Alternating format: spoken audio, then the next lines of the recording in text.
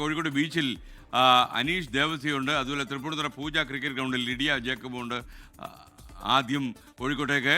Good morning Aneesh. അവിടെ എങ്ങനെയാണ് നമ്മുടെ ക്രിക്കറ്റ് പ്രേമികൾ പറയുന്നത്? Good morning S K. India New Zealand തമ്മിലുള്ള പോരാട്ടം തുടങ്ങാൻ ഏതാണ്ട് മണിക്കൂറുകൾ മാത്രം അവശേഷിക്കെ കാണികളെല്ലാവരും വലിയ ആവേശത്തിലാണ്. ഞാനിപ്പോൾ ഉള്ളത് കോഴിക്കോട് ബീച്ചിലാണ്.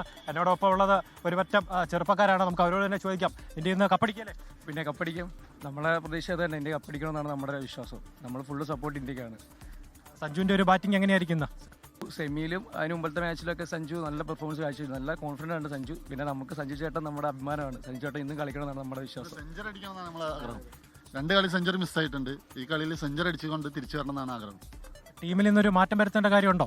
ഇല്ലല്ല, ഇതേ ടീം അടിപൊളി ടീമാണ്. അഭിഷേകും സഞ്ജുവും ഇന്ന് ഫോമാവും. ഇഷാൻ നല്ല സപ്പോർട്ട് ഉണ്ടാവും. കളിയിൽ നിന്ന് നമ്മൾ ജയിക്കും.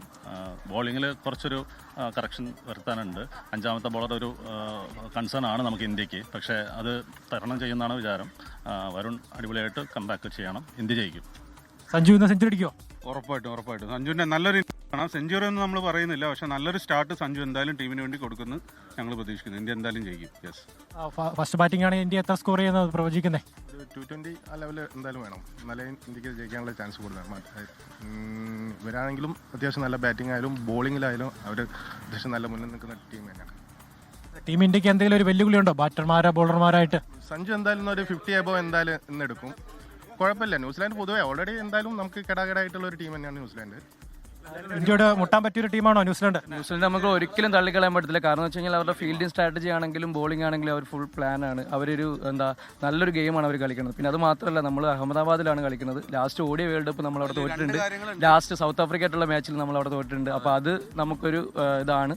പക്ഷേ ഇന്ന് ഇന്ത്യൻ ടീം ഫുള്ള് ആ ഒരു യൂണിറ്റോടെ കളിച്ച് നമ്മൾ ന്യൂസിലാൻഡിനെതിരെ ജയിക്കുന്നതാണ് നമ്മൾ വിശ്വസിക്കുന്നത്. 2 റെക്കോർഡാണ്. ICC T20 ഇവന്റിൽ ഇതുവരെ ന്യൂസിലാൻഡുമായിട്ട് ഇന്ത്യ ജയിച്ചിട്ടില്ല. പിന്നെ ICCന്റെ ഒരു ചാമ്പ്യൻഷിപ്പിൽ ഇതുവരെ അഹമ്മദാബാദിൽ നിന്ന് നമുക്കൊരു ജയം കിട്ടിയില്ല. 2023 വേൾഡ് കപ്പിന് തോറ്റു.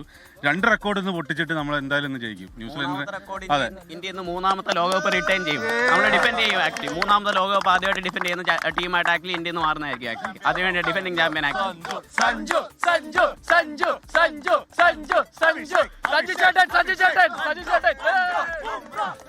ഏതായാലും കാണികളെല്ലാം വലിയ ആവേശത്തിലാണ്. ഇന്ത്യ 3ാമതും T20 ലോകകപ്പ് നേടുമെന്നാണ് അവരെല്ലാവരും പറയുന്നത്. അതോടൊപ്പം തന്നെ സഞ്ജു സാംസന്റെ ഒരു വെടിക്കെട്ട് ബാറ്റിംഗ് ആണ് എല്ലാവരും ഇന്ന് കാത്തിരിക്കുന്നത്. സഞ്ജു കഴിഞ്ഞ 2 കളിയിലും സഞ്ജു വളരെ ഫോമിലായിരുന്നു. ഇന്നും സഞ്ജു ആ ഫോമിലേക്ക് തന്നെ തിരിച്ചു വരട്ടെ എന്ന് നമ്മൾ ആശംസിക്കുകയാണ്. ഏതായാലും ടീം ഇന്ത്യക്ക് ഒരു വിജയാശംസകൾ നേരുന്നു. S K. ലോകത്തെവിടെയായാലും ഏത് സമയത്തും 24 വാർത്തകളും ഓഗ്മെന്റഡ് റിയാലിറ്റി പാക്കേജുകളും എക്സ്പ്ലെയിനറുകളും വിശദമായി കാണാൻ ഞങ്ങളുടെ യൂട്യൂബ് ചാനൽ നിങ്ങൾക്ക് സബ്സ്ക്രൈബ് ചെയ്യാം.